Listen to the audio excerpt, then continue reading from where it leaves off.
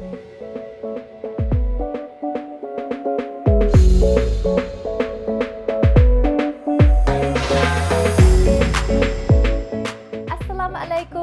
көрермен достum, hada, aka, inim, singlim, qarindishim, Uyg'urim, hammamizning qutlug' qurban hayitiga muborak bo'lsin. Bugünküde qutlug' kunga atab, men o'zimning oshxonasidan kichkina ko'ngil so'g'amni ag'ash keldim. U bo'lsa-mu qurban hayit nusxasi tushirilgan non yiqish usuli. Hammamiz bilamiz, nonning turlari intayin ko'p. Masalan, o'ynini, bozornini, Kakçınan, kuçanini, ahnan, qatarlıqlar. Bugünkü meningki qilmoqchi bo'lgan nenim bo'lsa, sal yangicha, lekin buning dasturxonga, bo'libmi hetliq dasturxon qo'shadigan zinidan nihoyat ko'rkam.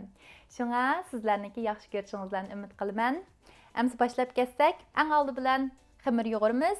Xamirga ketadigan xuruchlar albatta oq un, tuz, may, sut hamda qora siyodan chingroq qilib yo'g'iramiz. Xamirni yo'g'irib bo'lgandan keyin uni bir 20 minutdan yarim soatgacha turg'azsak bo'ldi. Xamirni turg'izib bo'lgandan keyin ustidan takshi bir besib etib 5 bo'lakka bo'lib kesamiz. Bir bo'lakini elib, xuddi lag'man piltisini ochqanga o'xshamishni eshib olamiz, o'malatib, so'zib, buning cho'ng kichikligini sinchiloq barmoqning cho'ng kichikligida qilsak bo'ldi. Xamirni eshib bo'lgandan keyin ostiga pishiriqlarni choplashib qolmasligi uchun ishlatiladigan qog'ozni ostiga qo'yib olib, undan keyin xat shaklini chiqaramiz. Eng oldi bilan qurban degan xat yozib olamiz. Buning cho'ng kichikligi bak cho'ng bo'lib ketsin bo'lmaydi. Buning bilan birga pichoq bo'lish kerak. Undan keyin tish qo'lg'ush, kabob zixi, xatlarning bir-birisidan ajrab ketmay, ulinib chiqish uchun biz har bir yuchuqni tish qo'lg'ush bilan bir qatim besyapmiz. Masalan, qurban deganni qilgan vaqtda yon tarafidan bunday bosamiz. Buni qilsak choplashib chiqadi.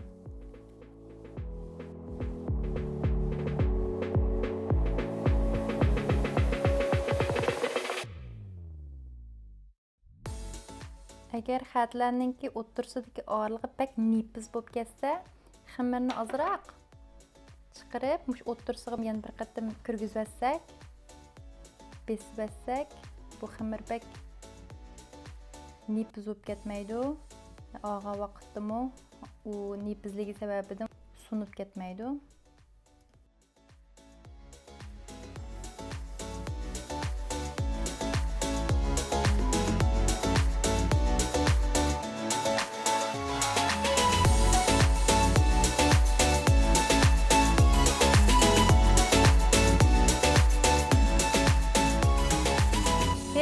Tayyorlagan bu kichkina so'g'itimga kelib eg'iz tegib keting, haytlab keting.